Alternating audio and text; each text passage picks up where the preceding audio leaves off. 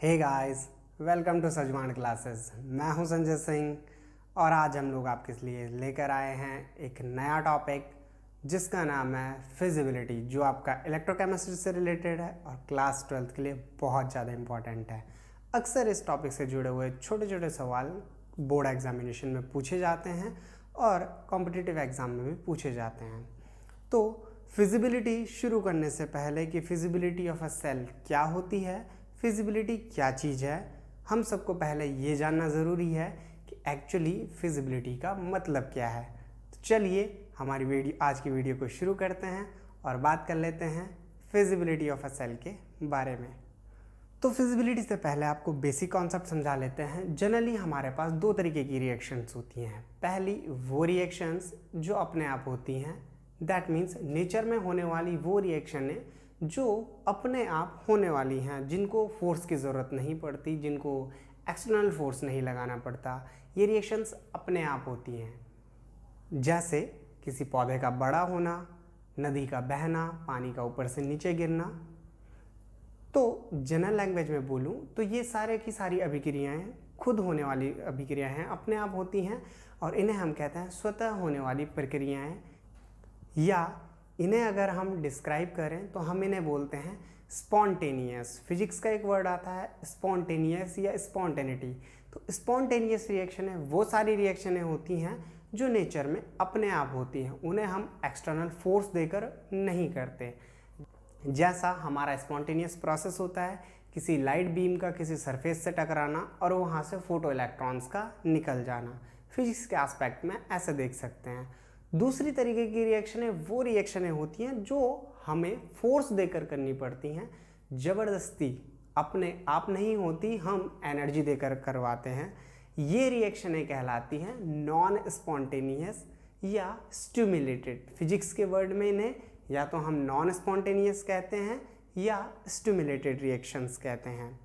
अगर हम इन रिएक्शंस का कंपेयर करें इलेक्ट्रोकेमिस्ट्री से, तो इलेक्ट्रोकेमिस्ट्री में अगर हम इन रिएक्शन का कंपैरिजन करें तो हमारी वो सारी रिएक्शनें जो रिएक्शनें हमारे अपने आप होने वाली हैं।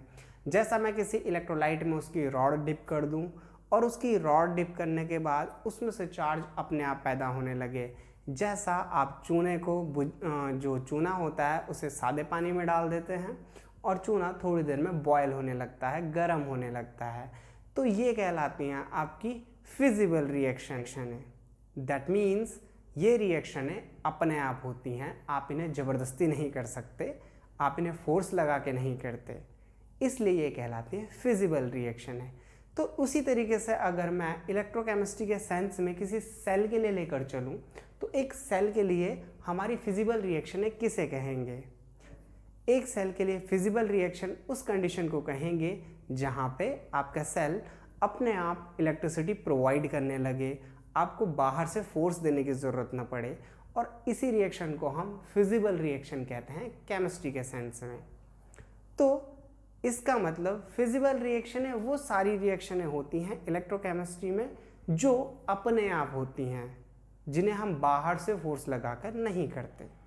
तो दोस्तों, फिजिबिलिटी की कुछ कंडीशंस होती हैं और इस कंडीशन के अकॉर्डिंग जो किसी भी सेल के लिए E की वैल्यू होती है, E ऑफ सेल, इसकी वैल्यू हमेशा ग्रेटर देन 0 होनी चाहिए।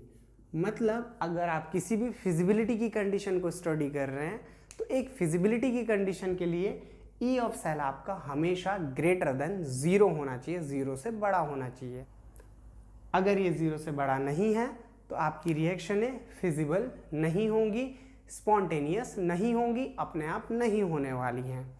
लेकिन हम इसको एक्चुअली डिफाइन कैसे करते हैं, बताते कैसे हैं, तो हम सेल के एस्पेक्ट में ना आकर हम इसे गिब्स फ्री एनर्जी के एस्पेक्ट में पढ़ते हैं। तो Gibbs free energy of a cell जो होता है G, ये हमेशा आपका होता है is equal to negative of NF E of cell. That means जो आपका गिब्स फ्री एनर्जी है वो N number of electron that taking part in chemical reactions, F आपका Faraday constant and E of cell इसके negative value के बराबर होता है। दैट मीन्स अगर ये पॉजिटिव है तो ये दोनों क्वांटिटी तो हमेशा पॉजिटिव होती हैं। दैट मीन्स अगर ये आपका पॉजिटिव है ई ऑफ सेल, तो ये क्वांटिटी आपकी क्या होगी, हमेशा नेगेटिव होनी चाहिए। क्यों?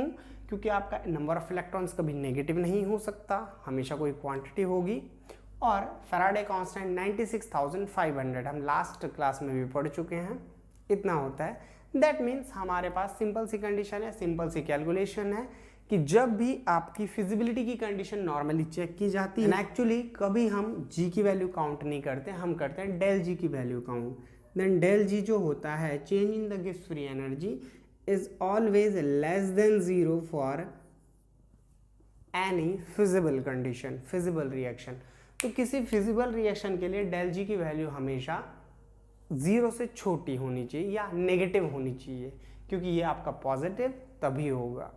तो फिजिबिलिटी की कंडीशन आपके पास क्लियर है, या तो आपका ई ऑफ सेल क्या हो, पॉजिटिव, या आपका दिया गया हो डेल जी की वैल्यू लेस देन 0 या नेगेटिव। तो आपकी फिजिबिलिटी की कंडीशन है। आई होप सो आपको समझ में आ गया होगा कि फिजिबिलिटी का मतलब क्या होता है, फिजिबिलिटी ऑफ अ सेल हम लोग कैसे काउंट करते हैं, और ये फिजिबिलिटी आपको किस तरीके से पता चलेगी। एमसीक्यूज में अक्सर पूछा जाता है कि what is the condition for a feasible reaction. Then feasible reaction या फिजिबल सेल के लिए जो हम कंडीशन मानते हैं वो del G should be less than 0 and the value of E of cell should be greater than 0। इसकी value 0 से ज़्यादा या इसकी वैल्यू 0 से कम, दोनों आपकी फिजिबिलिटी की कंडीशन हैं। आई होप सो आप लोगों को ये वीडियो समझ में आ गया होगा, और अगर आपको वीडियो से रिलेटेड कोई भी क्वेरीज हैं तो आप प्लीज़ कमेंट कीजिएगा। अगर आपने अभी तक इलेक्ट्रोकेमिकल सेल के बारे में नहीं पढ़ा है तो आपको डिस्क्रिप्शन में लिंक मिल जाएगा, प्लीज़ एक बार उस वीडियो को ज़रूर देखिएगा, आपको ये वीडियो भी समझ में आने लगेगा। सो दोस्तों, मिलते हैं किसी नए टॉपिक के साथ अगले वीडियो में, तब तक के लिए बाय बाय।